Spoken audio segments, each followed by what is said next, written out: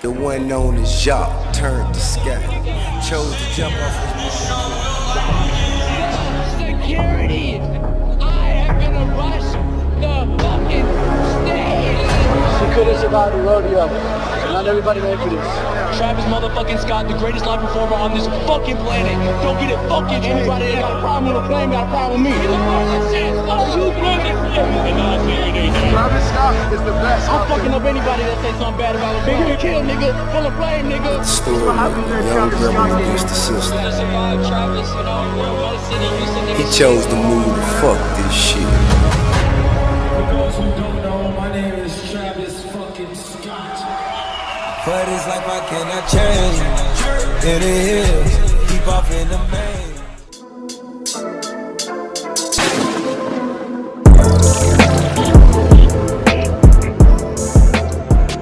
The flame says, let your ambition carry you. I get those goosebumps every time.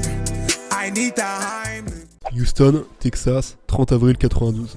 Had better know the truth. Jax Berman Webster Jr. voit le jour. Jusqu'à ses 5 ans, Jax grandit dans le quartier de South Park aux côtés de sa grand-mère. South Park, c'est donc un quartier du sud de Houston, malheureusement réputé pour les conditions de vie déplorables et le crime qui est monnaie courante. Évidemment, à 5 piges, Jax il a pas trop de souvenirs, mais il garde quelques PTSD de cette période où il a pu voir de ses yeux la précarité, la maladie et des gens pas forcément très nets.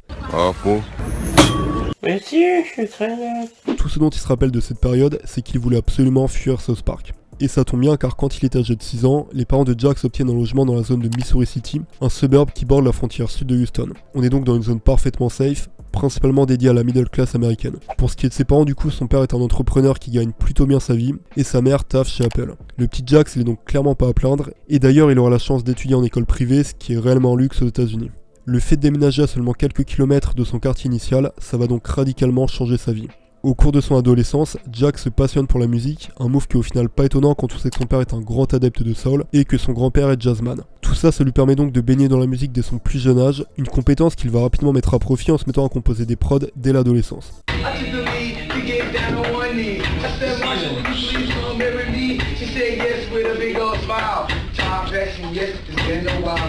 Jax se dirige naturellement vers le hip-hop et en grandissant à Houston, il va forcément se prendre de plein fouet l'influence des artistes locaux, étant donné que la scène de Houston grouille de légendes comme Big Mo, Slim Thug ou encore Paul Wall. Retenez bien ce blaze, on va en reparler un petit peu plus tard. Mais sa plus grosse inspi nous provient d'une contrée bien plus lointaine, direction le haut de la map, étant donné que c'est grâce à Kanye, particulièrement avec son premier album The College Dropout, que Jax va se passionner pour le rap et plus spécialement pour le beatmaking. I used to call that shit producing, man. Like, I seen Kanye making beats in the yellow polo, I was like, oh fuck. This shit's called producing? Fuck, I gotta like learn how to do ill shit. Rapidement, la chambre de Jax devient un véritable studio improvisé, si bien qu'il va carrément virer son lit pour optimiser l'espace au maximum. My mom's house, my dad's house, it's like I have my room, I turn my bedroom into a full-blown studio, like fuck the bed, fuck everything, man. Like I slept in a chair, you know, shit was just like real, you know? And like, man, I was on a PC, broke down ass PC, man, you know what I'm saying? Mom got me a Mac, and I just like had to do it, man. Like all my friends, Ashton, all my homies just came through and just like recorded and shit, and so I was like an engineer. La chambre de Jax devient donc vite le studio où la majorité de ses potes, et même parfois des mecs qu'il ne connaît même pas, viennent pour record. Jax en gros à cette époque c'est un petit peu le Metro Boomin du quartier, tous les petits rappeurs locaux viennent record chez lui, étant donné que le gars a du matos et il s'investit, le mec n'a même plus de lit en fait. Et bon d'ailleurs c'est un élément qui va commencer à poser problème dans la vie familiale, parce que mettez-vous à la place des darons, ton fils de 15 piges dégage tous les meubles de sa chambre. D'ailleurs à cette époque, Jax il vit dans la même chambre que son petit frère, il a viré son lit, il dort sur une chaise comme un misérable cloporte. Cloporte Scott te pisse dans les coules. Bref, à la place des darons, il y a de quoi péter un câble. I get those goosebumps every time. I need the Heimlich. À l'âge de 17 ans, Jax sort du lycée, diplôme en poche. Les études, c'est clairement pas son truc, et maintenant qu'il a fait le minimum syndical pour assurer ses arrières et rendre ses parents fiers de lui, il commence à vraiment s'investir sérieusement dans la musique. Avec son pote d'école Chris Holloway, il drop en 2008 son tout premier projet intitulé The Graduate, qui est évidemment une référence à Graduation de Kanye. Et d'ailleurs, dans ce petit EP de 7 titres, on pourra retrouver un morceau intitulé Day Night, je vous le donne en mille, référence à Kid Cudi.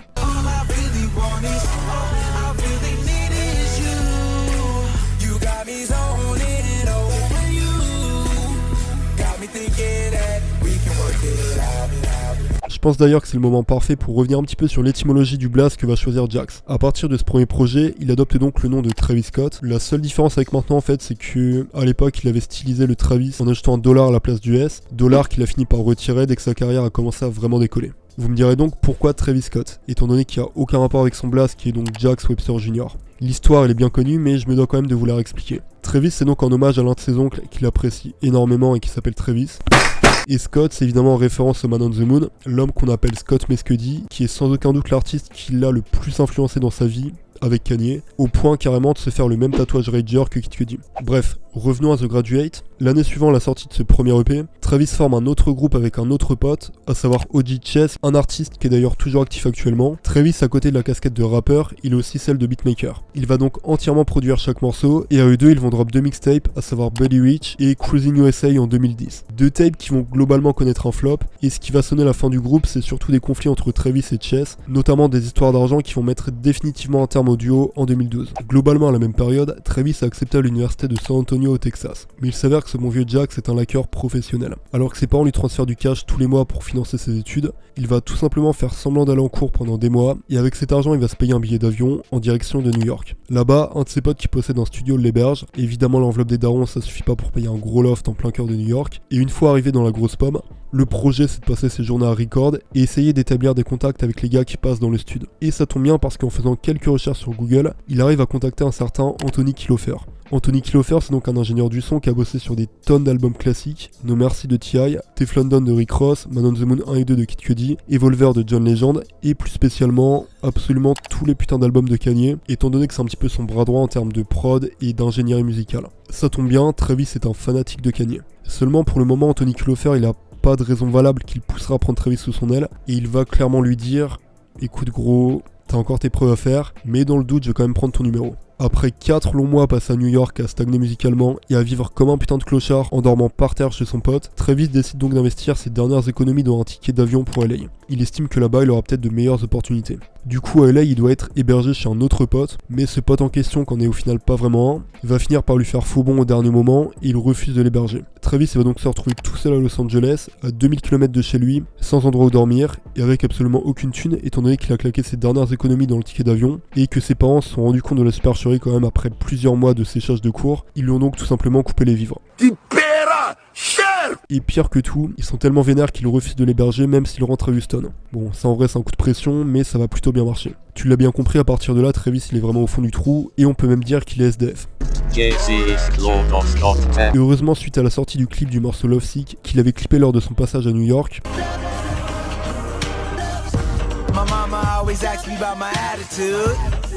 damn, mama, I don't know it all. I met this chick who wanna meet me up the avenue. I had a feeling we have a bar. She knows stars, I know that. She want cars, I want jets. She wanna get eloped, but I don't know yet. Suite à la sortie du clip, du coup, Anthony Kilofer l'appelle. Donc rappelez-vous, il avait quand même pris son numéro dans le doute. Et Anthony Kilofer lui teinte à peu près ce langage. Écoute mec, il y a Kanye qui a écouté ton dernier morceau, il adorait, il veut te signer sur son label. Tu t'en doutes, à ce moment-là, Travis il pète un câble. Voilà, j'aime bien. J'aime bien. Il est donc signé sur Hustle Gang, le label de T.I., et sur Good Music, le label de Kanye. Le retournement de situation est carrément improbable, comme quoi, même quand t'es au fond du trou, il y a quand même un petit peu d'espoir.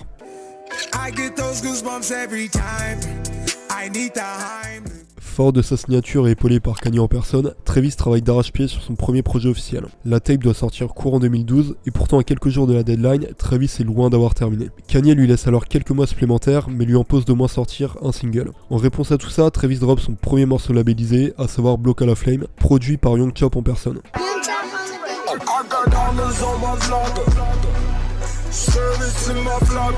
Young Chop, pour ceux qui connaissent pas, producteur phare de Chicago, qui a notamment produit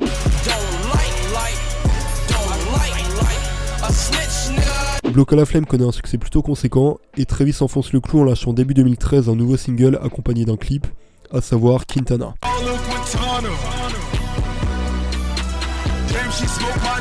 Petite pause sur Quintana, pour moi c'est vraiment le prototype de la recette Travis Scott. Et ce morceau c'est une vraie masterclass et j'ai l'impression que c'est à partir de là que Travis va vraiment acquérir les bases qui vont lui permettre de faire des gros bangers bien gras et super efficaces par la suite. Quintana connaît un succès critique, encore plus que Block à la Flame. Quelques jours passent et le nom de La Flame tombe dans les oreilles du jury des XXL Freshmen. Travis est donc sélectionné pour l'édition 2013, ce qui va d'ailleurs donner lieu à un cypher plutôt légendaire aux côtés de Epsol, ce bon gros Action Bronson et Joey Badass.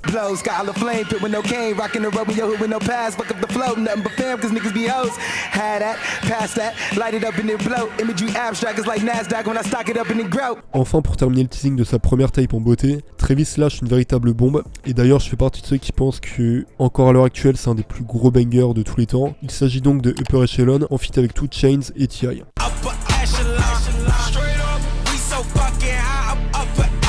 Bref, avec Block à la Flame, Quintana et Upper Echelon, Travis est parfaitement armé pour dévoiler sa première mixtape. En avril 2013, il sort donc enfin Old Pharaoh. Le projet est presque intégralement produit par Travis en personne, et en dehors des 3 bangers qui ont servi de single, on a tout de même de sacrées pépites. Premièrement, Meadow Creek, cette intro absolument poignante où t'as l'impression d'avoir été TP au beau milieu d'une bataille entre Indiens et Cowboys. Chaque fois ça me donne envie de rejouer à Red Dead.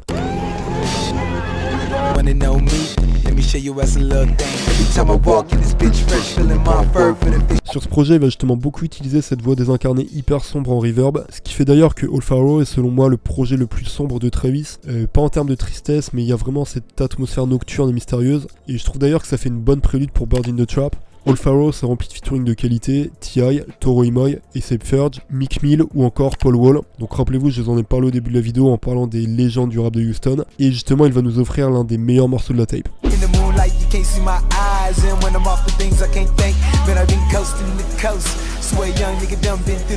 La vraie force de Travis, elle est donc là, réussir à imposer un style unique et clivant, tout en arrivant à créer des connexions parfaitement cohérentes avec les piliers du rap texan. En parlant de featuring, on aurait pu s'attendre à une apparition de Kanye sur la tape, et c'est malheureusement pas le cas. Pourtant, croyez-moi, l'inspi Kanye et Kid Cudi, on la ressent à 1000% sur ce projet.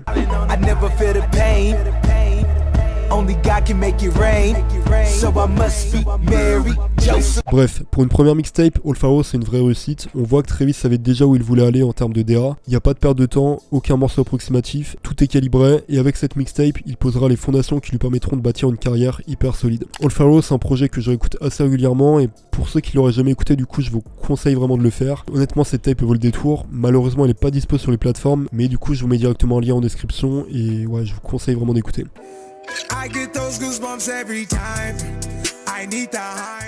Bon, Old Pharaoh c'est donc une bonne réussite locale, mais Travis n'attire pas non plus les foules. Et les images de ses premiers concerts parlent d'elles-mêmes.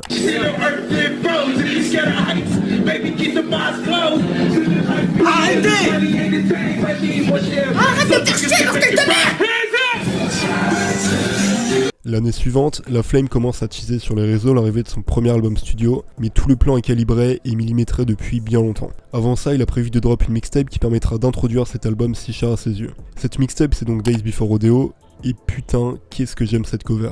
Qu'on soit clair, Days Before Rodeo est considéré par de nombreux fans comme le meilleur projet de Travis, choix que je peux tout à fait comprendre. Déjà, je vous laisse avec cette intro. Et à partir de là, la machine Travis Scott est lancée et devient inarrêtable. On enchaîne directement sur Mamasta en feat avec Rich Homie Quan et Young Thug qui devient un énorme hit.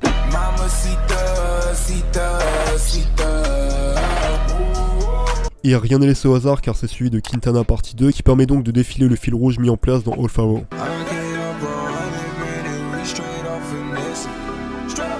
La tape contient notamment un autre bijou de la discographie de Travis, Drug You Should Try It, qui est tout bonnement du miel auditif.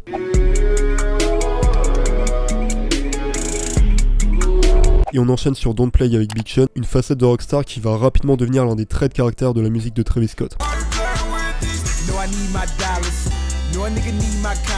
Je vais évidemment pas vous parler de chaque morceau de la tape un par un, même si en soi je pourrais car les morceaux sont tous extrêmement riches et diablement qualitatifs. Mais ce qu'il faut comprendre c'est que cet enchaînement des 5 premiers titres de la mixtape est une véritable masterclass. Sur Days Before Rodeo, on retrouve donc au total 12 titres et assez peu de featuring, ce qui permet à Travis de pleinement déployer son potentiel. Et c'est d'ailleurs la grosse force de ce projet, une DA super cohérente, un univers sec, brutal, transpirant qui rappelle la chaleur du Texas, et des productions tout bonnement allemandes, Tout est allemand. qui sont pour la majorité réalisées par Travis en personne, avec l'accompagnement de la légende Mike Dean, Lex Luger ou encore ce bon vieux Metro Boomin, notamment sur le morceau Skyfall.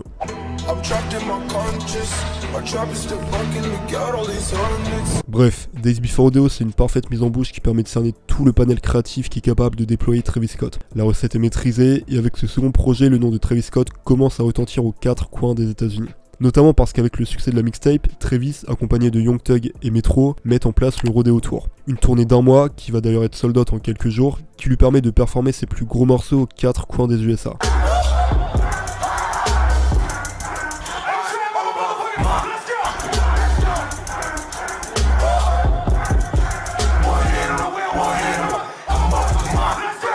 Et autant dire qu'en termes de bangers et morceaux classiques, La Flame commence à avoir plusieurs balles dans le barillet.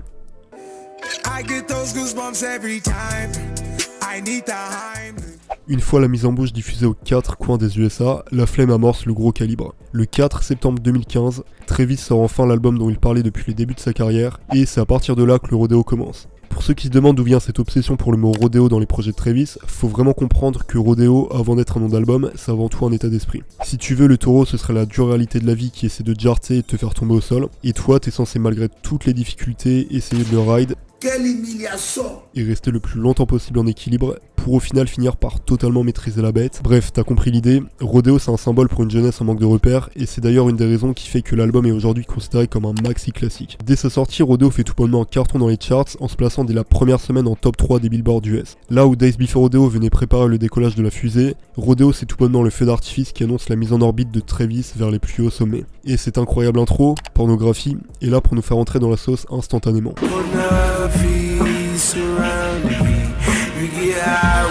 Et en message, je tiens vraiment à dire que c'est pour moi la meilleure intro de Travis.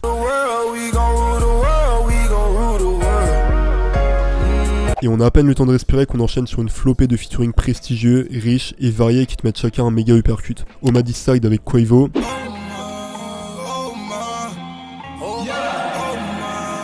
3500 avec 2 Chainz et Future qui était l'un des 2 singles promotionnels pour annoncer l'album, chose parfaitement compréhensible quand on voit la qualité et la générosité du bordel. 3 superstars, 8 minutes et un refrain parmi les plus efficaces de ces 10 dernières années.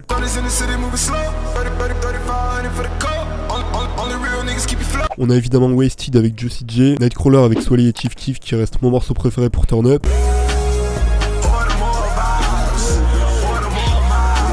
Cette prod est juste magique et c'est pas étonnant quand tu vois le soin qui a été apporté aux productions sur cet album. Comme sur les tapes précédentes, la majorité des idées et des loops viennent de Travis en personne, mais tout est sublimé par la main de maître de Mike Dean, qui est donc coproducteur sur la grande majorité des prods. Et pour ceux qui connaissent pas Mike Dean, je vous conseille simplement de Google son blaze et de constater à quel point ce type a un palmarès colossal. On a notamment du TM88 à la prod, du Metro, Southside, Zaytoven, Allen Ritter ou encore Kanye West. En parlant de Kanye, justement, on le retrouve en featuring sur l'excellent Peace on Your Grave, un morceau qui transpire le vieux Texan confédéré à plein nez.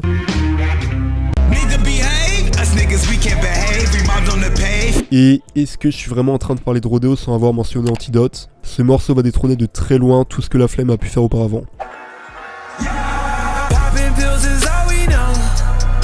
Avec Antidote, Travis va tout détruire dans les charts et s'imposer comme un artiste réellement bankable. S'il y a bien une chose à comprendre, Antidote est le premier gros hit mondial de Travis Scott. Ok, il avait déjà pop très fort grâce à Quintana ou Mamasta, mais avec Antidote, Travis passe un nouveau level et impose sa marque de fabrique. Rodeo, c'est pas que des bangers no brain, mais aussi des morceaux touchants comme Mariam Drunk ou encore Apple Pie qui conclut cette épopée sur une note superbement légère et envoûtante, et qui est d'ailleurs un morceau que je trouve beaucoup trop scoté et c'est clairement l'un de mes préférés de l'album.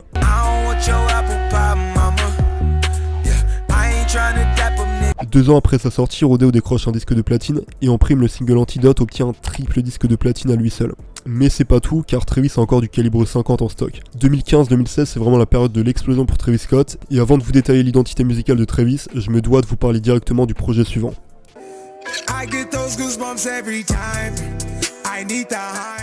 Il est temps d'attaquer un gros morceau, Bird in the Trap Sing McKnight, aka mon album préféré de Travis. Premièrement, pour ceux qui se demandent d'où vient le titre, McKnight, pas besoin de chercher bien loin, l'idée vient simplement de Quavo qui, lors d'une séance studio pour préparer la sortie de l'album justement, aurait lâché une punch marrante en mentionnant Brian McKnight, un chanteur ricain qui est une grosse référence en termes de R&B. Ça s'arrête là, merci Quavo. Pour pour le Bird in the Trap, ça symbolise le sentiment de restriction que peut nous imposer la société, notamment vis-à-vis de la musique. Vous l'avez maintenant capté, mais Travis c'est avant tout un créatif et un mec qui expérimente. Le truc c'est que Travis s'est longtemps senti restreint face à une industrie de la musique lissée et aseptisée. Bref, un oiseau avec de grandes ambitions qui serait obligé de se scarifier les ailes pour rentrer dans la masse. Ça tombe bien, ça colle avec le visuel de l'album. Ça transpire le charisme. K2A-RISM.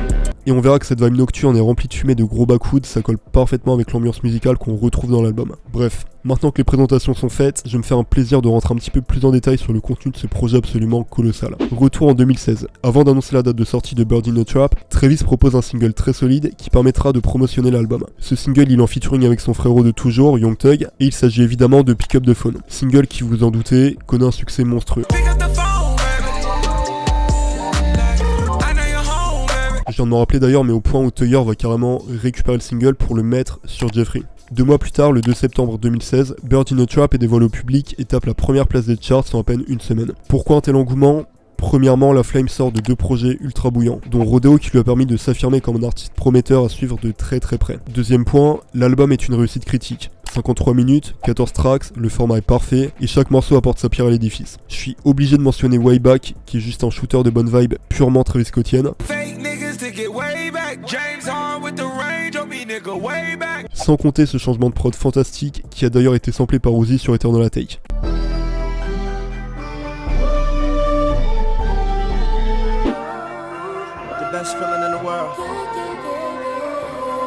T'as à peine le temps de te remettre de cette douceur qu'on enchaîne sur Coordinate qui te prend direct au trip sur un ton super grave et à la fois parfaitement adapté aux lumières tamisées des clubs de Houston.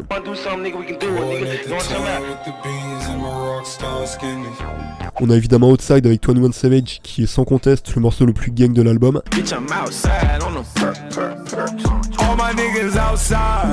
Cet aspect bresson qui plane sur tout l'album, il est malgré tout contrebalancé par certains morceaux hyper doux, comme justement Sweet Sweet, ou encore First Take, qui est juste une ode aux femmes, à la drogue et aux caprices matérialistes des multiples michtos que la Flame a pu croiser sur sa route. Et je me dois quand même de mentionner Lost, qui est juste une perle, et qui est injustement beaucoup trop sous-coté.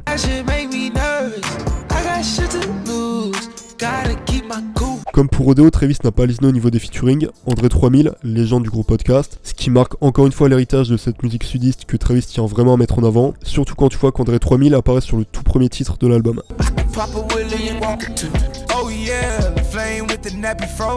On retrouve du Nav, Black Youngsta, Bryson Tyler, The Weeknd ou encore le King Kunta aka Kendrick Lamar. Je vous le donne en mille sur le morceau Goosebumps que j'ai plus besoin de présenter car c'est encore actuellement le morceau le plus streamé de Travis.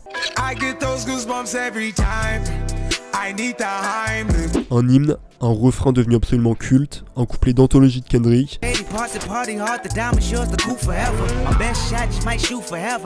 Et pour le plaisir d'ailleurs, je vous drop un extrait de ce concert où Travis a performé Goosebumps 14 fois d'affilée, soit 1 heure de Goosebumps d'affilée.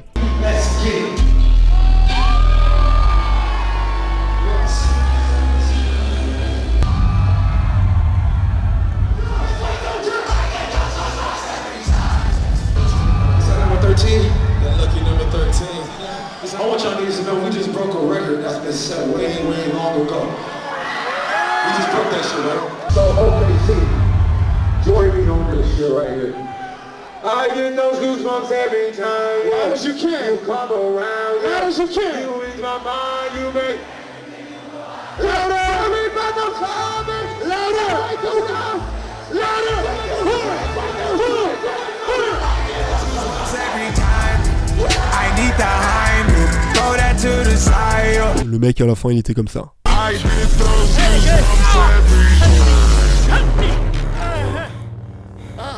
Bref, Goosebumps ça fait vraiment l'effet d'une bombe sur la scène hip-hop. C'est le genre de morceau qui fonde une carrière et à lui seul le single est sacré 8 fois disque de platine. C'est juste putain de colossal. Mais c'est pas tout car Bird in the Trap regorge encore de diamants bruts. Je suis obligé de vous parler de mon morceau préféré ever de Travis, à savoir Truck the Late Night, un feat où Scott va pouvoir collaborer avec son idole de toujours, à savoir Kid Cudi.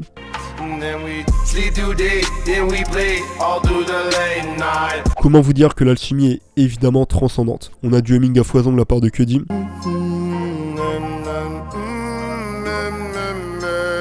Comme ça me fait bander. Je vous le dis, ça me fait bander. Une production aux petits oignons, mais ça on commence à avoir l'habitude avec Travis et Mike Dean. Scott profite de l'occasion pour carrément remanier un couplet de Day Night de Cudi. toss and turn, I keep stressing my mind. Bref, ce titre c'est un festival d'émotions et c'est pour moi le morceau qui symbolise la réussite de Travis Scott. Sur le plan musical, car le morceau est juste une pépite, mais aussi personnel étant donné que c'est un morceau que Travis tient particulièrement dans son cœur, étant donné qu'obtenir un feat avec son idole, c'est pour lui l'accomplissement d'un rêve de gosse et on le comprend parfaitement. Bird in a Trap c'est donc l'album de la validation. À seulement 24 ans, Travis Scott devient officiellement l'une des têtes d'affiche de la scène hip-hop. Les ventes sont évidemment au rendez-vous et c'est notamment à partir de là que Travis lance le Bird Eye View, une tournée américaine et européenne qui passe notamment par la France et je suis persuadé qu'il y a certains d'entre vous qui ont eu la chance d'y assister. Avec Bird in a Trap, la Flame devient réellement une superstar, si bien qu'il sera plus tard programmé sur le Dame Tour aux côtés de Kendrick Lamar. Un an après le succès de Bird in a Trap, Travis dévoile ses talents d'acteur en incarnant son propre rôle dans un court-métrage éponyme dédié à l'album.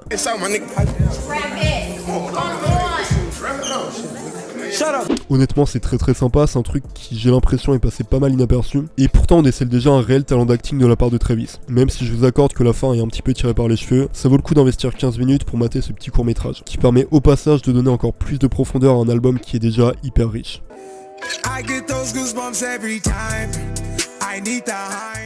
Maintenant que je vous ai bien saucé au niveau de la discographie de Travis, je pense qu'il est temps que je vous parle de la recette qu'il a su mettre en place et de son identité musicale. Une identité qu'il a par ailleurs amorcée dès sa première tape et qu'il a vraiment pris le soin d'entretenir et de peaufiner d'album en album. Car une partie de la réussite de Travis elle vient de là, à savoir une gestion impeccable de son image, que ce soit IRL ou sur les réseaux, et une patte artistique unique et inimitable. Le premier élément que je dois mettre en avant c'est évidemment l'autotune. Travis Scott est un maestro de l'autotune au point où c'est clairement devenu sa marque de fabrique.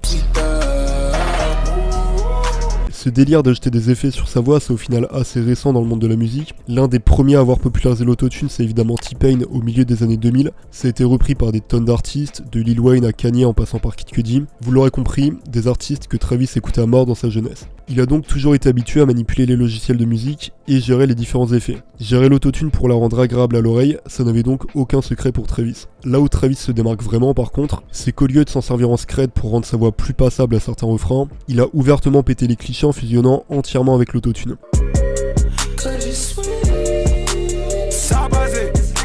La voix de Travis Scott est devenue indissociable de cet effet, au point d'ailleurs où même quand il est sur scène, son mic est calibré pour taper des notes robotisées à la cyberpunk.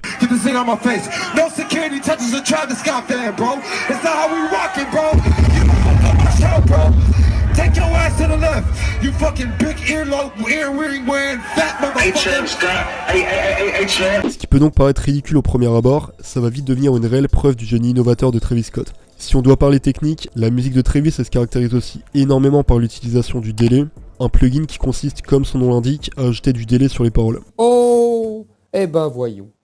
Le tout couplé à de la reverb, ça permet donc d'avoir cet aspect psychédélique, méditatif et profond qu'on retrouve dans la majorité des morceaux de Travis. Puis ce retour brutal à la réalité avec des basses bien grasses qui ajoutent instantanément un aspect festif au morceau.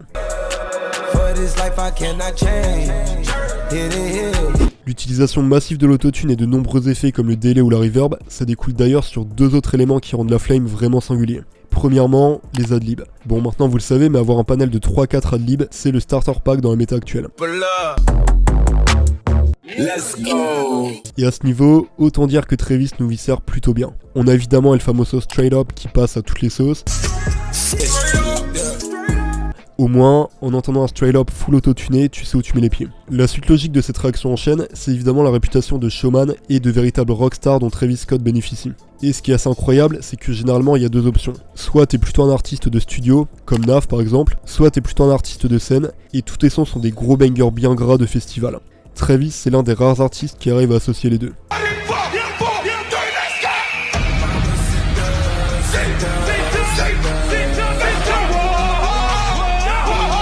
Depuis ses débuts, la Flame a toujours mis un point d'honneur à foutre littéralement le feu à chacun de ses concerts.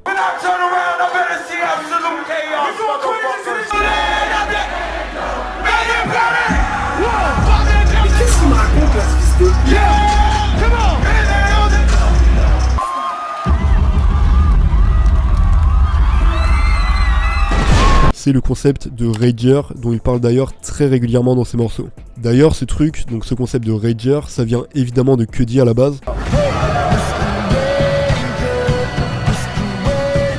Et parenthèse qui n'a rien à voir, mais Cudi a encore mentionné ce concept de Rage dans son dernier projet, preuve que c'est un truc qui est vraiment récurrent.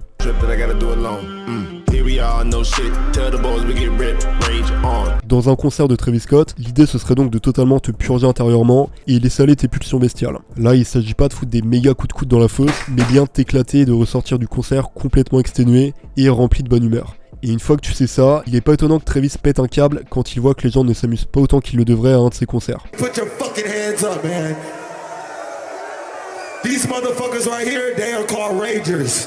Y'all over there, y'all are called scared motherfuckers. Quelle humiliation. Quelle humiliation. Hey yo, all you niggas that's with me, that's behind the gate, that's on your phones, y'all niggas can take your ass home, or y'all can go back there and watch the show, bro. You don't get no VIP motherfucking show texting on your phone like this shit waxing. You came to fucking rage. Huh? Nah, no picture, bro. This is what we doing. We raging tonight. It's Astroworld tonight. No. You need that?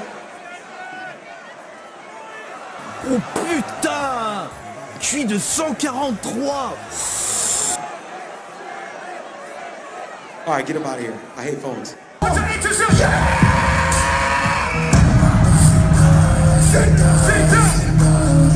Hold on. Hey yo, listen, son. This is not no motherfucking ballet. This ain't no runway. This ain't no motherfucking dance show. You either get on this stage and rage or take your motherfucking ass home. You understand? D'ailleurs, c'est pas pour rien que des milliers de jeunes annoncent ouvertement que Travis Scott leur a sauvé la vie, étant donné la passion et l'énergie qu'il dégage lors de ses concerts. On peut citer les nombreuses fois où il fait monter ses fans pour qu'ils viennent chanter avec lui sur scène.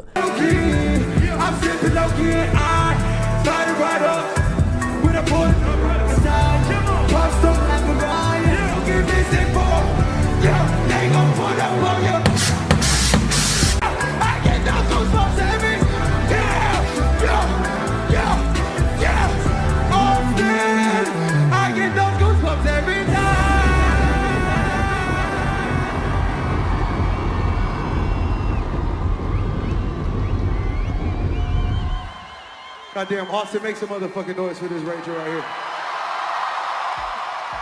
Et au cas où les sonorités ne suffisent pas pour te transporter dans l'univers de Travis, il fait toujours en sorte de laisser une trace palpable de son passage. On avait la fameuse figurine articulée pour la sortie de Rodeo, qui se vend d'ailleurs aujourd'hui à un prix complètement pété, ou encore l'oiseau mécanique pour la tournée de Bird in a Trap. Une mise en scène parfaitement théâtrale, ce qui est au final pas étonnant quand tu sais que dans son jeune âge, Travis était un vrai fanatique du théâtre de Broadway. Et pour mentionner un événement plus récent, pour la sortie d'Astroworld, on avait évidemment le droit à ces gigantesques têtes gonflables qui ont pop dans plusieurs lieux stratégiques aux USA, mais pas que, car la Tour Eiffel a aussi eu le droit à l'installation d'une tête de Travis Scott à son pied. Bref, La Flame sait comment marquer les esprits avec des sonorités uniques et une DA parfaitement calibrée.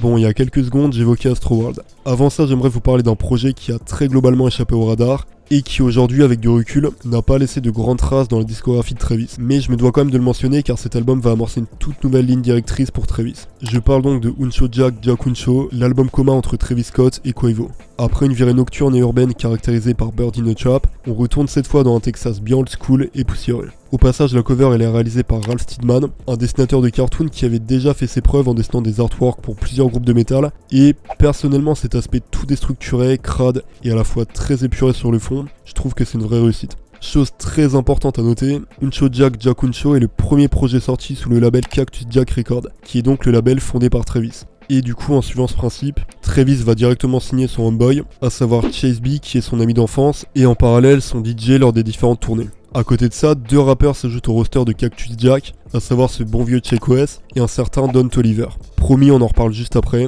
En attendant, retour à l'album qui a inauguré le label. Pour les plus assidus, vous aurez remarqué que Travis et Quavo, ils avaient déjà collaboré auparavant sur le morceau Home Side sur l'album Rodeo. La similarité musicale et la relation d'amitié qu'ils entretiennent les a donc naturellement poussés à travailler sur un projet en collab. Bref, la promo autour du projet se fait très discrète. C'est seulement la veille de la sortie de l'album qui a révélé la cover, et pour ce qui est de la tracklist, elle restera masquée jusqu'à la dernière minute avant le release. Spoiler, on a seulement 2 featuring, et on n'en attendait pas plus étant donné qu'on est déjà sur un projet en collab. Aucune surprise, les deux guests sont donc Offset et Takeoff qui viennent récupérer leur part du gâteau. Et au passage, je me dois de le dire, le feat avec Offset vaut vraiment le détour.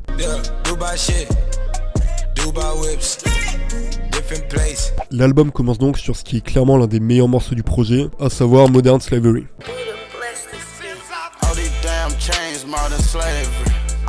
Batterie, trompette, vieille guitare de Texan raciste, l'atmosphère est posée dès la première tracks, et honnêtement ça s'avère être très bon. Ici, je vais pas vous faire une review aussi complète que les projets précédents étant donné que l'album est malheureusement bien en deçà de ce qu'ont pu produire Travis ou même Quavo dans leur carrière solo. Le principal problème de ce projet, je trouve qu'il vient d'un manque de conviction. Les prods sont travaillées, élégantes, vintage et pourtant superbement modernes, mais ça manque cruellement de banger.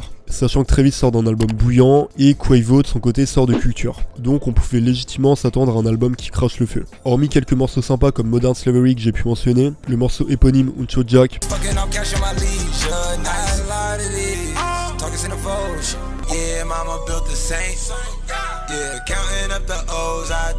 ou encore Dubai Shit qui est vraiment le morceau qui carry l'album, bah ça me fait mal de le dire, mais hormis ces 4 morceaux là, je trouve que l'album est vraiment oubliable. Certes, il y a une vraie proposition artistique et ça on peut pas le nier. Uncho Jack, Uncho plante le décor dès la première tracks et reste fidèle à cette ambiance sudiste et rétro sans pour autant partir dans des grandes fantaisies. Et ça pour le coup c'est peut-être un élément qu'on peut reprocher, une ligne directrice cohérente mais qui au final peut être trop rigide. Et c'est pour cette raison que les retours à sa sortie vont être plutôt mitigés. 3 ans après sa sortie, Uncho Jack, Uncho laisse donc un goût très neutre en bouche. C'est comestible, c'est pas mauvais, mais ça laisse absolument aucun souvenir. Et c'est sans aucun doute le projet le moins qualitatif figurant dans la discographie de Travis Scott. Cependant, il y a tout de même un élément important à prendre en compte. Uncho Jack n'est qu'un projet transitoire qui amorce quelque chose de beaucoup plus big. Et après avoir brièvement abordé le sujet en interview, Travis finit par annoncer qu'il travaille depuis maintenant 1 an sur un nouvel album. Un projet qu'il a en tête depuis qu'il est gosse et qui va assurément bouleverser la scène musicale pour les années à venir. Mais ça, encore un peu d'attente, je vous le réserve pour plus tard.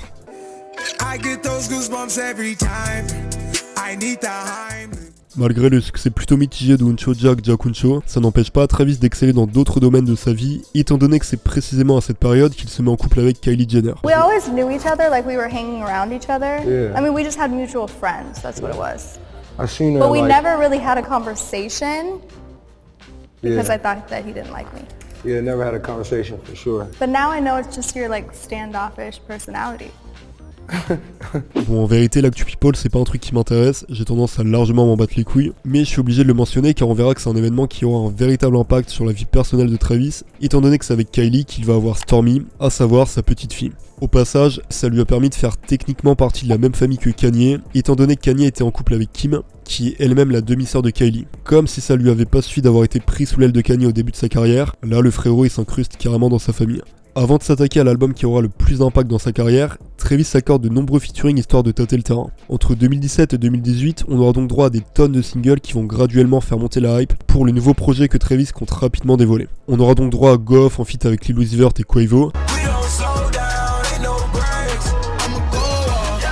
Portland qui figurera sur l'album More Life de Drake, No No Better avec Major Lazer, Camila Cabello et encore une fois Quavo,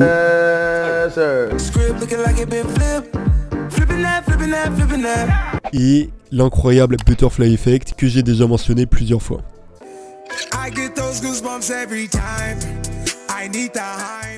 2018, la longue route menant à la sortie d'Astroworld touche à sa fin. Le 20 février 2018, Travis décide de sortir de l'ombre en annonçant la sortie imminente de son album sur le morceau Dark Knight Dumo aux côtés de Trippie Redd.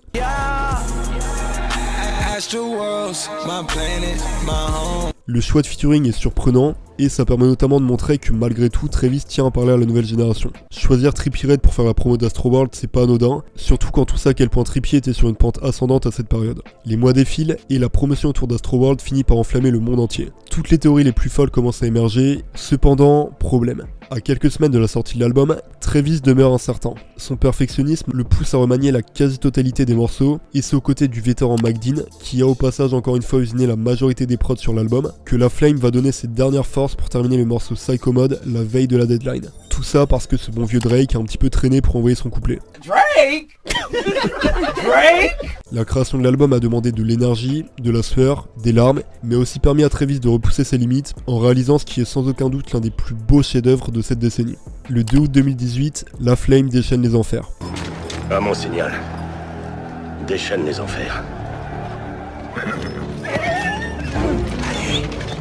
Astroworld est officiellement disponible et atteint rapidement le top 1 des charts, ce qui est pas du tout surprenant. 2 covers sont disponibles, une pour le public lambda et une autre beaucoup plus explicite, dispo en édition limitée. La DA autour du projet est parfaitement calibrée et le parc d'attractions éponyme détruit en 2005 à Houston a droit à une seconde vie. Tout commence avec Stargazing, un morceau lunaire, galactique, qui te happe instantanément dans l'univers Astroworld. got me stargazing. La suite vous la connaissez très bien, Carousel avec Frank Ocean et Psycho Mode aux côtés de Drake.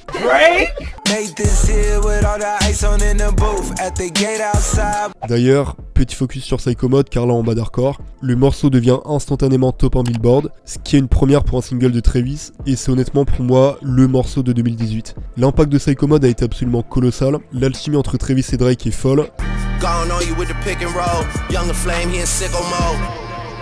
Sans compter ce changement de prod.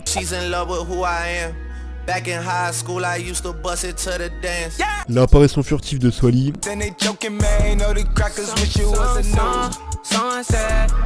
Sans compter tous les lives absolument légendaires que ça a pu donner.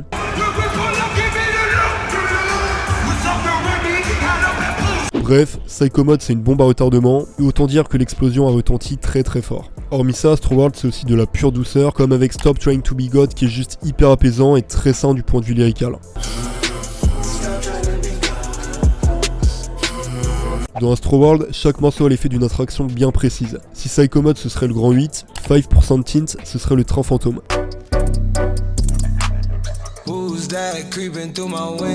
Et Wake Up ce serait le stand de Barba Papa.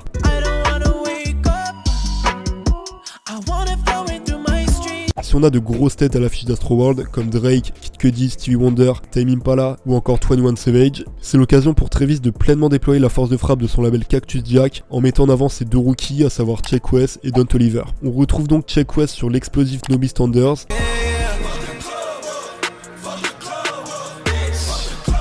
et Don Toliver sur Can't Say.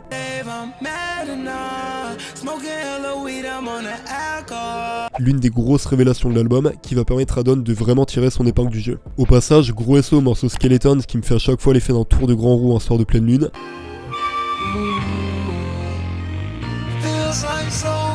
Et évidemment Yosemite qui est mon morceau préféré d'Astroworld. Et d'ailleurs c'est clairement à partir de là que j'ai commencé à poser du respect sur Gunna.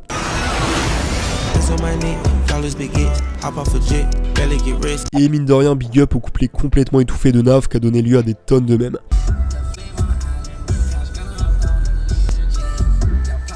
Astroworld prend fin tout en douceur sur Houston Fornication qui est évidemment une énorme référence au Red Hot.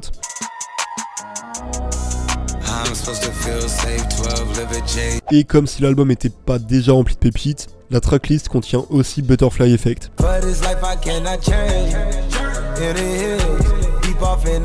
Astroworld en chiffres, c'est donc 537 000 unités vendues en première semaine. C'est absolument colossal et ça fait partie des plus grosses ventes d'albums de l'année 2018 de très loin. Et juste pour rappel, aux USA, un artiste lambda vend généralement entre 50 et 100 000 copies en première semaine.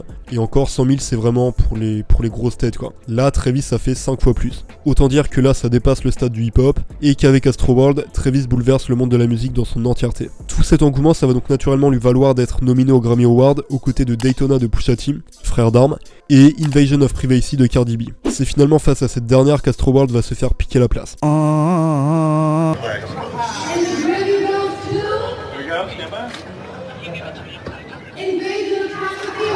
c'est tout simplement une hallucination collective. Quand tu regardes mes yeux, tu vois pas. Tu vois rien parce qu'il n'y a rien, il n'y a pas d'amour, il n'y a pas de pitié, il n'y a rien, je me bats les couilles, il n'y a que de la haine. Malgré cet échec symbolique qui restera en travers de la gorge des fans, Travis va se rattraper en étant désigné pour le show de la finale du Super Bowl, qui je le rappelle est le plus gros show musical de tous les temps. Évidemment Travis va donc y interpréter Psycho Mode,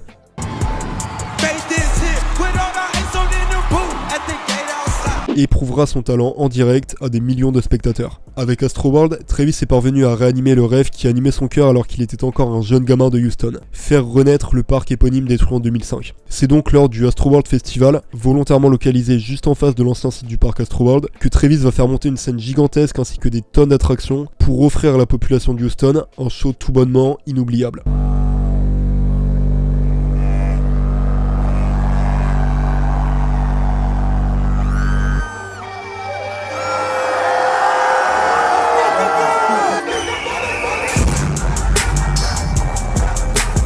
Cet engouement autour d'Astroworld, ça va même pousser Sylvester Turner, le maire de Houston, à rebâtir l'ancien parc légendaire et remettre à Travis une clé symbolique de la ville de Houston.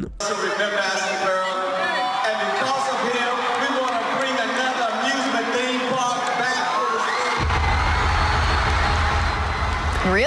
Yeah, the mayor also said that Scott keeps Houston on the map and he awarded Scott with a key to the city. Ce statut de héros local qui colle à la peau de Travis va vraiment être attesté étant donné que Paul Wall, vétéran du rap de Houston dont on a déjà parlé précédemment, va ouvertement féliciter Travis pour son travail. Bref, s'il y a une chose à retenir de tout ça, c'est que même en enregistrant avec des couvertures à 10 balles,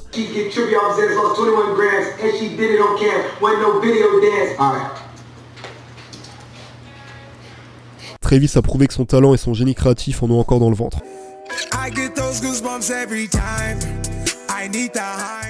Après le succès mondial d'Astroworld, Travis Scott devient le leader de toute une génération. L'album, signé sous le label Cactus Jack, sert de tremplin pour deux jeunes artistes dont j'ai déjà parlé précédemment, à savoir Check West et Don Toliver. Pour ce qui est de Check West, Travis avoue avoir été choqué par son énergie, il va même le considérer comme l'un des plus gros ragers qu'il connaît avec Kid Cudi. C'est donc naturellement qu'il le signe sur le label Cactus Jack Records et l'accompagne pas à pas pour la sortie de son premier album, Mud Boy. Et même si la cover te dit rien, tu connais forcément ce morceau.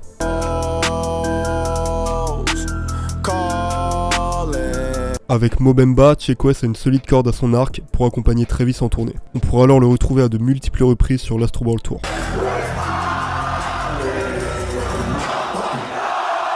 Ce que j'aime bien en fait, c'est que Check West il représente vraiment la facette brutale, énergique et explosive de Travis. Et pour ce qui est de Don Toliver, il va plutôt représenter la facette autotunée, émotive et créative de Travis Scott. Don, natif de Houston, était un véritable fanatique de la musique de Travis. Travis a rapidement détecté quand Don Toliver se cachait un diamant brut. Travis va donc lui offrir l'opportunité de vivre de sa musique. Et ça va rapidement payer car en mars 2020, Don Toliver drop ce qui était pour beaucoup le meilleur album de l'année, à savoir Even or Hell. Soyons clairs, l'album connaît un carton, et c'est amplement mérité. La vibe Travis Scottienne est omniprésente, logique quand on sait que Travis a passé énormément de temps en studio avec Don. On le retrouve d'ailleurs en featuring sur le morceau Euphoria.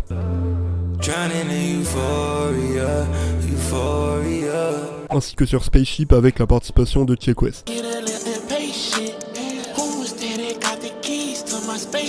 Et si avec ça t'es pas convaincu d'écouter Even or Hell, je te laisse avec la pépite de l'album.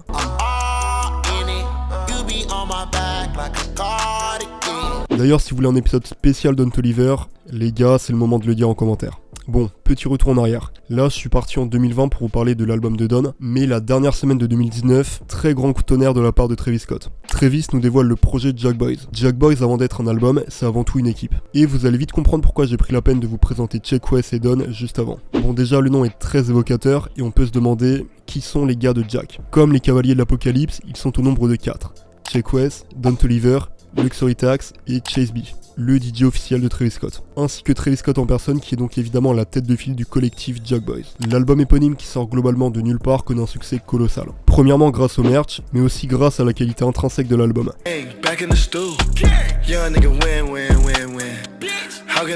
Ici pas de perte de temps, 7 morceaux, 21 minutes et des featuring prestigieux. Lil Baby, Rosalia, Quavo, Offset, Young Thug et un certain Pop Smoke. Si Check West et Don Toliver ramènent chacun leur ADN respectif sur la première moitié du projet, je tiens à faire un zoom sur le morceau Out West en featuring avec Young Thug qui est bien trop scoté.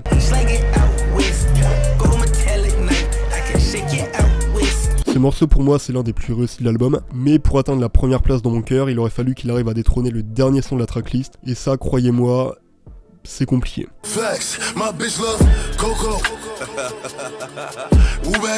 Gatti figure sans aucun doute parmi les plus gros bangers de ces 2 dernières années, et c'est tout simplement dû à l'effet Pop Smoke. Après s'être pris en pleine gueule la mixtape Meet the Woo comme absolument tout le monde, Travis décide de collaborer avec Pop Smoke. Et comme vous avez pu l'entendre, le résultat est sans appel. L'alchimie fonctionne et le morceau va tout détruire dans les charts. Encore un coup de maître pour Travis. Jack Boys démarre premier sur Billboard avec un total de 154 000 ventes en première semaine, dont près de la moitié qui sont des ventes directes de l'album, donc sans compter les streams, et qui est notamment dû au merch qui a connu un énorme succès. Bref, le pari Jack Boys est réussi et on attend toujours le chapitre 2 qui devrait voir le jour l'année prochaine avec un petit peu de chance.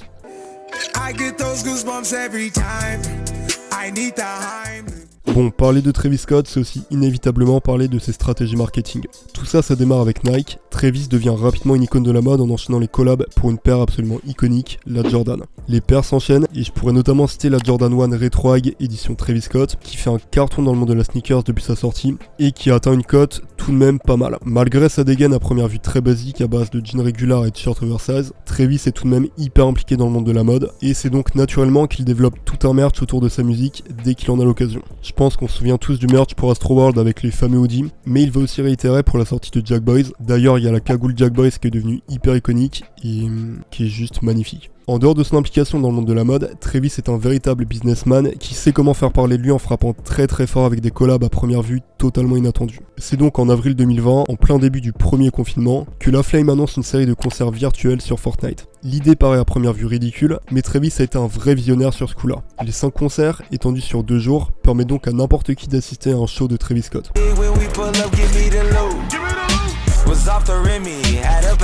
La mise en scène, inspirée d'Astroworld, offre donc une toute nouvelle manière d'apprécier la musique. Les 27 millions de viewers permettront donc premièrement de rebooster la cote de Fortnite, mais aussi de générer une hype colossale autour de Travis Scott et son merch. Des packs de figurines Fortnite inspirées de la figurine de Rodeo vont donc être mis en vente, ainsi qu'un skin Fortnite et des emotes à l'effigie de Travis Scott.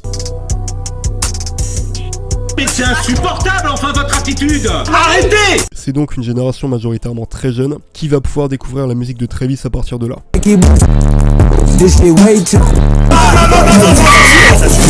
Et au passage, ça donne énormément de visibilité à Travis Scott qui va en profiter pour dévoiler le titre The Scott en feat avec Kid Cudi.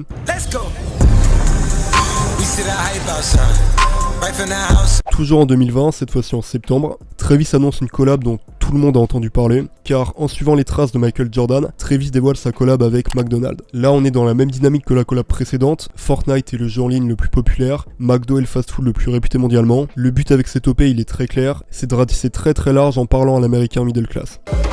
What's up, world? Yeah, you. I'm Travis Scott. This is my McDonald's order. Follow me. Here's my quarter pounder with lettuce, pickles, onions, ketchup, mustard and bacon. Le menu Travis Scott fait un carton et génère des queues colossales devant tous les McDo. Tout ça c'est accompagné d'un merch qui génère une hype énorme et qui part extrêmement vite. Dites-vous que le mec a réussi à rendre hype un t-shirt McDo. Pour vous dire à quel point c'est parti loin, des mecs ont carrément stocké des centaines de menus Travis Scott dans le but de les revendre plus tard. Bref, investir sur Travis Scott, c'est l'équivalent du Bitcoin à sa création. La courbe est continuellement ascendante. Enfin, pour terminer l'année en beauté, Travis est choisi par Sony pour teaser l'arrivée de la PlayStation 5. En tant qu'influenceur mondial, Travis est donc mis en avant en train d'unboxer la console quelques jours avant sa sortie.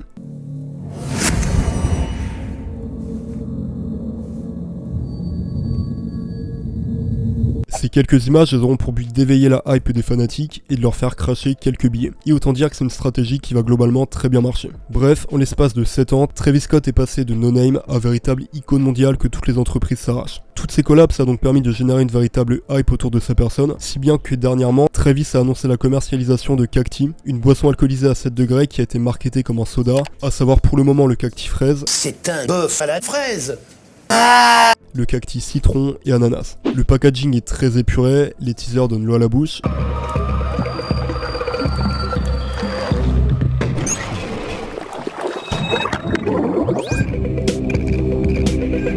Lime, pineapple, strawberry, cactus, agave spike seltzer.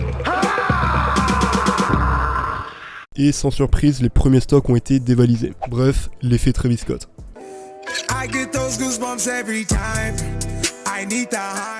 Vous l'aurez compris, depuis la sortie d'Astroworld, Travis Scott est absolument partout. Concernant la musique, si depuis maintenant 3 ans on n'a pas eu d'album solo de la part de Travis, on a tout de même eu droit à de très beaux singles. Premièrement, un très beau single sur l'album Crash Talk de Schoolboy Q, qui était au passage l'un des meilleurs albums de 2019.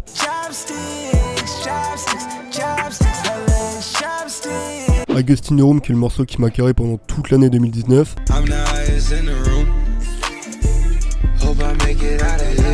Antisocial avec Ed Sheeran.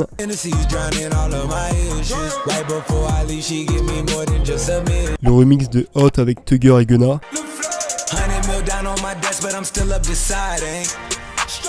Et évidemment de Scott qui marque la collab et la création d'un duo carrément avec son idole de toujours, ce bon vieux Kid Cudi. Et enfin je suis obligé de mentionner Wash Us in the Blood en feat avec Kanye West et Franchise qui ont permis de terminer l'année 2020 en beauté. Execution 30 states, yeah, in my white tee, yeah. Bref, si Travis n'a drop aucun projet majeur depuis 2018, il est parvenu à rester sur le devant de la scène grâce à des singles tous plus efficaces les uns que les autres. D'ailleurs, la dernière apparition de Travis Scott à l'heure où je tourne cette vidéo, c'est donc sur le morceau Durag Activity en feat avec Baby Kim, qui est, encore une fois, excellent.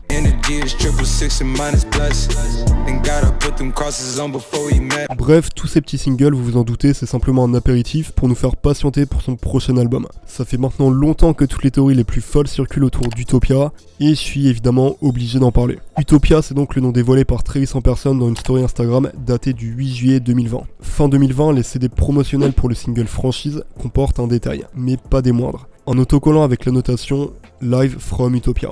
Pour le moment, on n'a pas plus d'infos en ce qui concerne le projet, en tout cas je suis presque persuadé qu'il va nous faire un coup à la Butterfly Effect et que I Gust in the Room, sorti bien avant le teasing pour Utopia, figurera dans la tracklist. Ce qui sera au passage un move logique quand on voit à quel point le single a pété, puis en y réfléchissant bien, le titre et même la cover de I Gust in the Room collent avec le domaine de l'utopie. Toute cette attente autour du projet, ça a aussi fait naître de nombreuses théories, notamment une que j'aime beaucoup, la théorie du double album. Le Pokémon Plante se fait bolosser par le Pokémon de type Feu, qui se fait lui-même victimiser par le Pokémon de type Eau. Mais qu'est-ce qu'il me raconte là, ce fils de pute? Non, en gros, ce que je veux dire par là, c'est que chaque élément a son counter, et il n'y a pas d'utopie sans dystopie. Beaucoup de personnes parlent donc d'une potentielle side B à Utopia, sobrement nommée Dystopia. Dystopia, ce serait donc une version alternative qui dévoilerait donc la facette sombre de Travis, que ce soit dans les lyrics ou même dans l'ADA, comme ce qu'on aurait un petit peu pu avoir justement sur Bird in the Trap. Bref, quoi qu'il en soit, il est trop tôt pour émettre des hypothèses, mais vous pouvez évidemment compter sur moi pour vous drop une analyse de qualité allemande quand Utopia pointera le bout de son nez. À savoir, très bientôt.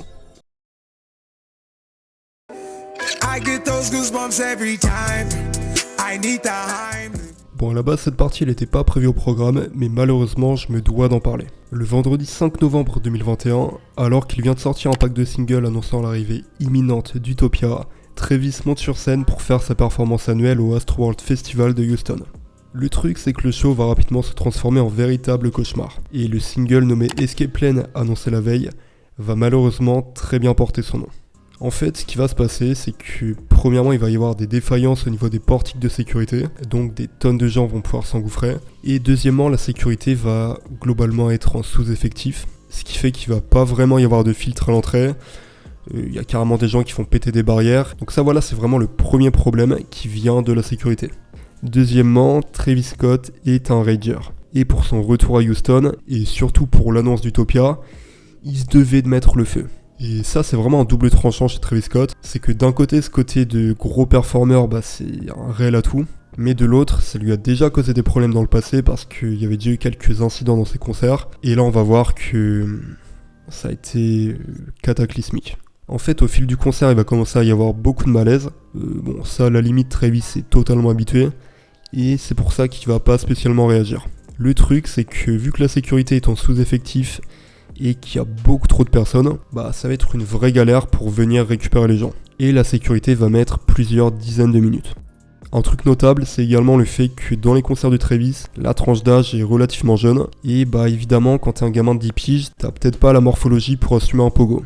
Et c'est dramatique, mais voilà. Cette situation, ça va mener à la mort de 9 personnes, dont des enfants. Et on va voir que c'est vraiment une période noire dans la carrière de Travis Scott. Alors dans les médias, il y a beaucoup d'encre qui a coulé vis-à-vis de cette affaire, et je vais vous donner mon avis de manière très succincte. Pour moi, en fait, la responsabilité, elle est vraiment partagée. Premièrement, la base du problème, c'est la sécurité, qui a pas fait son taf, qui était peut-être pas préparée à autant de personnes et autant de chaos. Et évidemment, quand t'as des milliers de personnes concentrées à un même endroit, surtout pour un concert, ça mène à des dérives. Deuxièmement, je pense que le problème vient également du public. Consommer des drogues dures avant un concert, c'est peut-être pas l'idée la plus smart. Et voilà, je pense que ça, pour le coup, c'est très problématique. Et le fait qu'il y ait une tranche d'âge très jeune, il y avait carrément des vidéos où tu voyais des darons qui amenaient leurs gamins, des gamins de moins de 10 ans pour la plupart, et pour moi, il y a un problème à ce niveau-là, quoi. Et je pense qu'il y a également un problème dans la mentalité du public qui écoute du rap. Je sais pas, par exemple, si tu compares à des concerts de métal où il y a vraiment des énormes mosh pits, tu vois qu'en comparaison, il y a, en tout cas, à ma connaissance, c'est quand même très rare qu'il y ait des morts dans des concerts. Et pourtant, le métal, c'est un style qui est intrinsèquement brutal, mais pourtant, il y a une vraie mentalité, une vraie entraide, et j'ai presque envie de dire une science du mosh pit. Et voilà, quand il y a un mec qui tombe au sol, tu le relèves. Et puis globalement, l'âge médian des métalleux est quand même plus élevé que celui des fans de rap. Donc voilà, du coup on peut en penser ce qu'on veut, mais à partir de cette date, le nom de Travis Scott va être entaché par la mort de 9 personnes, et ça malheureusement c'est totalement indélébile. Travis Scott, qui comme on l'a vu plus tôt était un artiste très bankable, va progressivement perdre tous ses contrats avec les grandes marques, et devenir en quelque sorte le mouton noir de l'industrie. Tout ça va donc mener à une période de silence radio de la part de Travis Scott pendant plus de 6 mois. Chose qui est totalement compréhensible, parce que déjà d'un point de vue hyper pragmatique, ça aurait vraiment été suicidaire de drop l'album quelques semaines après ça, et même humainement, enfin sur le plan éthique, je pense pas que Travis Scott soit quelqu'un de fondamentalement mauvais, mais voilà, je pense que c'est un poids qu'il va porter à vie, et pour moi, c'est vraiment l'un des plus grands drames de l'histoire de la musique. Et ça me fait sincèrement chier que ça tombe sur Travis Scott. En tout cas, toute cette histoire, naturellement, ça va retarder la sortie d'Utopia, et ça va également modifier, je pense, en tout cas, la structure de l'album. Alors, là, évidemment, ma vidéo, je la tourne avant Utopia, mais du coup, j'aimerais quand même que ça ait un impact vis-à-vis de la musicalité de Travis Scott. Et franchement, j'aimerais alors pas non plus qu'il fasse un album dédié, mais qu'il y ait des morceaux un petit peu plus émotifs, spirituels et peut-être rédempteurs, du coup, dans l'album. Bon, Travis, c'est un mec qui est extrêmement axé sur le côté turn up, et j'ai pas du tout envie que ça impacte cette facette-là de sa musique parce que c'est sa marque de fabrique, mais j'aimerais quand même qu'il y ait une belle intro, ou au moins une belle outro, ou 2-3 sons qui abordent tout ça, parce que c'est quand même pas anodin. Je trouve ça dégueulasse en vrai d'incomber ça vraiment à sa personne, mais le fait d'avoir entre guillemets comme ça des morts sur la conscience, je pense que ça doit être hyper impactant, et moi j'aimerais qu'il aborde ça quand même dans Utopia. Et je trouve que pour le coup, ce serait même carrément irrespectueux et maladroit de ne pas en parler.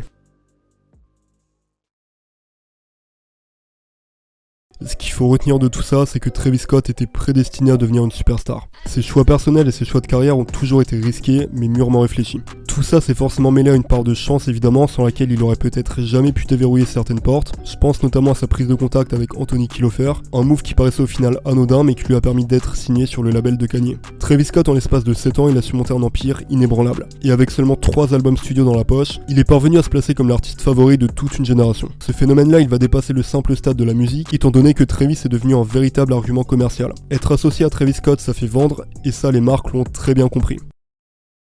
Voilà les gars, on touche à la fin de ce lourd documentaire sur Travis Scott qui m'a demandé littéralement des centaines d'heures de travail. Très clairement le plus gros projet de la chaîne actuellement. Gros merci à tous les gens qui sont restés jusqu'à la fin du coup. Les gars, je vous demande vraiment de laisser un petit like, ça vous prend littéralement une seconde. Et je vous ai promis des petites surprises à la fin de la vidéo. Avant ça, j'aimerais faire un petit sondage. Dites-moi dans les commentaires quel est votre album préféré de Travis Scott. Donc je sais qu'il y a beaucoup de débats autour de ça. Moi je vous l'ai dit, c'est très serré, mais je pense que j'ai une légère préférence pour Bird in a Trap. Juste avant de vous dévoiler les petites surprises du coup, j'oublie toujours de le dire en fin de vidéo, mais j'ai un compte Instagram, je le mets directement à l'écran, et j'ai un Utip. S'il y en a qui veulent aller au-delà du like, du commentaire et de l'abonnement, le meilleur truc pour me récompenser, ce serait d'aller sur le Utip et d'aller checker mon taf sur Instagram.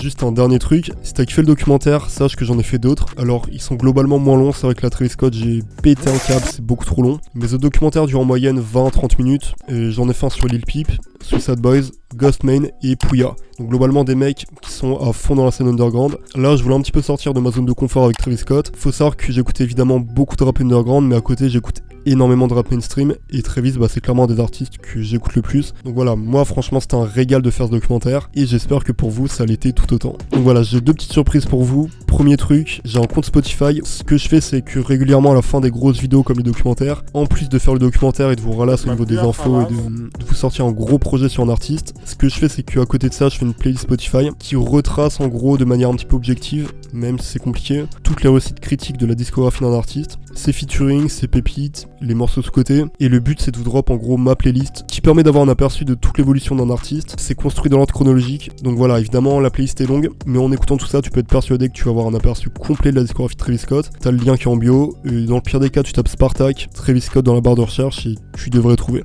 Deuxième truc, plus intéressant cette fois, là les gars, ça vient de ma poche. Vous en doutez, avec mon nombre d'abonnés, j'ai aucun partenariat, j'ai que dalle. D'ailleurs, si NordVPN est déter, il tire aucun revenu.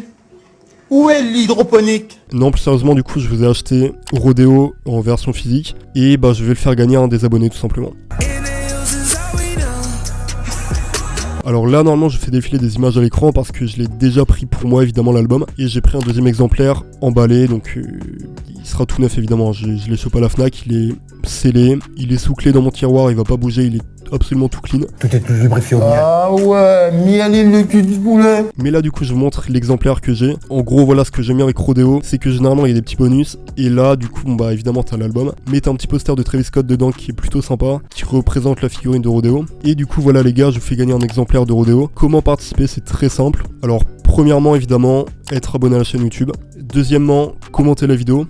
Tu peux dire ce que tu veux, hein, mais si tu veux faire un commentaire constructif qui parle de Travis Scott et qui rebondit sur la vidéo, bah c'est quand même mieux. Donc voilà, pour ce qui concerne YouTube, tu t'abonnes et tu commentes la vidéo. Donc ça voilà, très simple. Et après ça, il y a 3 étapes à faire sur Instagram. Alors tu vas sur mon Insta, le lien est dans la bio, Spartak Prod. Tu t'abonnes à mon Instagram. À l'écran, je viens t'afficher du coup le post qui vient d'être posté sur mon Instagram à l'heure où tu vois la vidéo. De toute façon les gars, vous précipitez pas, je pense que le concours je vais le laisser pendant 2 semaines je pense. Donc dans tous les cas, je mettrai la date de fin de concours sur le post Instagram. Donc voilà, tu vas sur ce post, tu le commentes en mentionnant 2 amis à toi. Et pour finir, tu partages le post en story en me mentionnant pour que je puisse voir que tu as bien partagé et donc bien prendre en compte ta participation. De toute façon, tout va être résumé sur Instagram, donc toutes les étapes. Donc je résume. Je répète. Commenter cette vidéo, être abonné à la chaîne YouTube, me suivre sur Instagram, donc Spartak Prod, mentionner 2 amis dans les commentaires du post que je viens de mettre sur Instagram, donc le post concours Travis Scott, et pour finir, partager ce post en story en me mentionnant pour que je vois bien que t'es participé. Voilà, je pense qu'on touche à la fin de la vidéo, c'est extrêmement long, putain, je pensais pas faire une vidéo aussi longue, et je vous l'avoue, je suis quand même très content d'enfin drop cette vidéo parce que ça a été très très long à travailler. Donc au passage les gars, si vous voulez me proposer d'autres artistes pour les prochains documentaires, n'hésitez pas. Donc voilà, pour être informé de tout ça, dans tous les cas, évidemment, abonne-toi et active la cloche. Voilà les gars, on touche à la fin de ce colossal documentaire sur Travis Scott. Dans tous les cas, dès qu'Utopia est disponible, évidemment, je vous drop une analyse sur Utopia. Bref, c'était Spartak, n'oublie pas le petit like, le commentaire, l'abonnement, la participation au concours, l'Instagram, le Utip. Ouais, ça fait beaucoup. Longue vie à la flame, c'était Spartak, et moi je te dis à la prochaine. Yo, Kanye West for president, and I have one more question. What are those?